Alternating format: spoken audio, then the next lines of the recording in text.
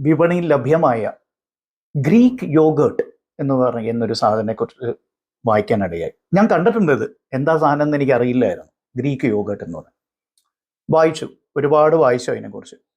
വളരെ സിമ്പിളാണ് സംഭവം. പക്ഷെ ഈ ഗ്രീക്ക് യോഗേർട്ടിന് ഏതാനും പ്രത്യേകതകൾ നമ്മൾ കാണാതെ പോകരുത്. എന്താണ് ഈ ഗ്രീക്ക് യോഗേർട്ട്? ഒരു ഗ്രീക്ക് യോഗേർട്ട് ഉണ്ടാക്കുന്ന കമ്പനിയായിട്ട് എനിക്ക് നേരിട്ടോ അല്ലാതെയോ ബന്ധമില്ല. അതിപ്പോൾ തന്നെ പറയാം. ഇനിയിപ്പോൾ അത് മാർക്കറ്റ് ചെയ്യാൻ വേണ്ടിയാണെന്നൊന്നും പറഞ്ഞേക്കരുത്. വളരെ ശാസ്ത്രീയമായിട്ടുള്ള കാര്യങ്ങൾ മാത്രമേ ഇവിടെ പറയാൻ ഉദ്ദേശിക്കുന്നുള്ളൂ. അപ്പോൾ എന്താണ് ഈ ഗ്രീക്ക് യോഗേർട്ട്? Very simple. നമ്മൾ സാധാരണ വീട്ടിൽ തൈര് ഉണ്ടാക്കാൻ വേണ്ടി ഒഴിച്ച് കഴിയുമ്പോൾ ആ പാല് പിരിഞ്ഞ് കട്ടിയായി വരും. ഈ കട്ടിയായി വരുമ്പോൾ ആ ഒരു മിശ്രിതത്തിൽ രണ്ട് ഘടകങ്ങൾ ഉണ്ടാവും.